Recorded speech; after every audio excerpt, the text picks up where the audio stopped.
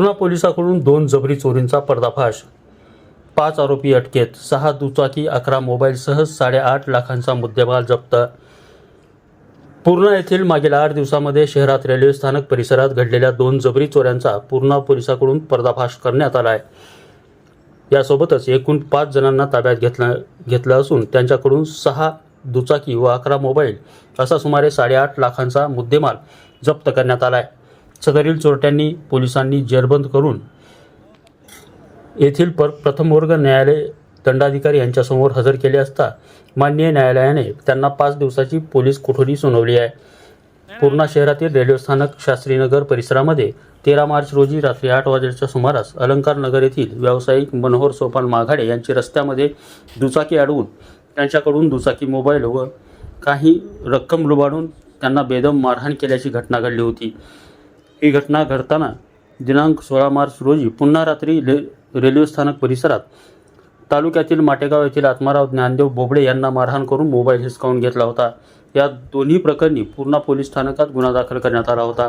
Police अधीक्षक रवींद्रसिंह परदेशी, अपर police अधीक्षक सूरज गुंजाळ, उपविभागीय पोलीस अधिकारी डॉक्टर समाधान पाटील यांच्या मार्गदर्शनाखाली पूर्णा पोलीस निरीक्षक विलास गोबाडे, तपास अधिकारी सहाय्यक पोलीस निरीक्षक गजानन पाटील यांनी तपासाची चक्रे वेगाने फिरवून प्रारंभी शहर परिसरात माघाडे यांच्या चोरीचा छडा लावत आरोपी आयुष राजेंद्र बरकुंटे राहणार शास्त्रीनगर, अंकित संजय गायकवाड राहणार भीमनगर, श्रीनिवास रमेश गाडवे या राहणार कोळीवाडा यांना जेलबंद केलं. पोलिसांनी खाक्या दाखवताच 6 दुचाकी 6 मोबाईल चोरल्याची कबुली चोरट्याने दिली. दरम्यान बोबडे यांच्या प्रकरणातील 2 आरोपींना सुगाव पोलिसांनी लावला होता.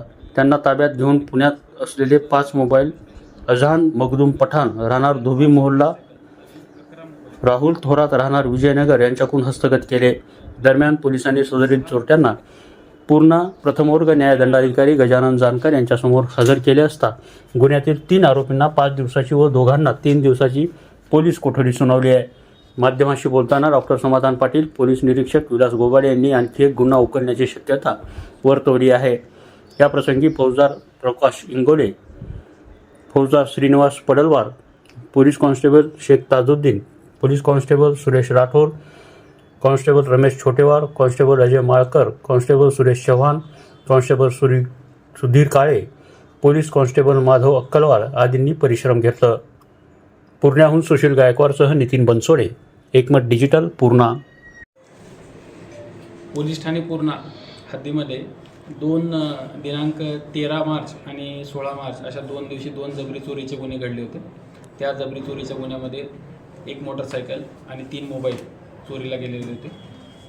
त्या गुन्ह्यामध्ये आपण 5 आरोपी ताब्यात घेऊन त्यांच्याकडनं या गुन्ह्यामध्ये गेलेला 1 मोटरसायकल आणि 3 मोबाईल हे तर ताब्यात घेतलेले आहेत आणि पुढं तांत्रिक तपास करून त्याचं सविस्तर विश्लेषण करून आपण एकूण इतर 5 मोटरसायकल आणि 11 मोबाईल असे रिकवर केलेले आहेत. तर सदरच्या गुन्ह्यामध्ये या गुन्ह्यात एकूण 6 मोटरसायकल आणि 11 मोबाईल असा एकूण 8,50,000 याचा मुद्देमाल आपण त्यांच्याकडनं हस्तगत केलेला आहे. आणि सध्या हे सर्व आरोपी PCR मध्ये आहेत आणि यांच्याकडनं आणखी पुढील तपास करून आणखी काय काय रिकवर करता येते, आणखी कुठे यांनी गुन्हे केले त्याच्याबद्दलची सविस्तर माहिती घेणार. नागरिकांनी सतर्क करण्यासाठी आपल्याकडून काय आव्हान असणार आहे? नागरिकांना या गुन्ह्यांमध्ये याच्यामध्ये की ज्यांची काही मोटरसायकल वगैरे गेलेली असेल तर त्यांनी तात्काळ पोलीस स्टेशनला रिपोर्ट करायचं आणि आणखी काही मोबाईल वगैरे वापरताना जास्त सावधानपूर्वक त्यांनी आपली मोबाईल वापरायचा. मोटरसायकल आपण ज्या ठिकाणी पार्क करतो त्या ठिकाणी ती पूर्ण लॉक स्वरूपामध्ये पार्क करणं अपेक्षित आहे. कुठेही मोटरसायकल पार्क करून त्याची चावी मोटरसायकलला ठेवणे, इव्हन 1-2 मिनिटासाठी सुद्धा जरी ठेवली तर अशा वेळेला ती मोटरसायकल चोरीला जाण्याची शक्यता आहे. याच्यासाठी वाहनधारकांनी पण जास्तीत जास्त काळजी घेणं गरजेचं आहे. वावर दिसते त्याच्यावर म्हणजे आपलं कशा पद्धतीने नियंत्रण किंवा वाच असते.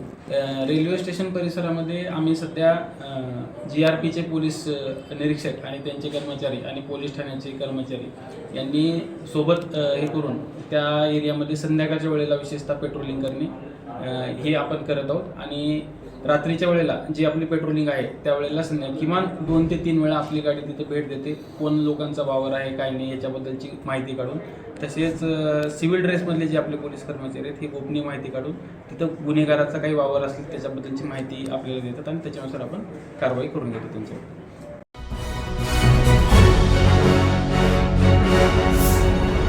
Thanks for watching Ekmat Digital.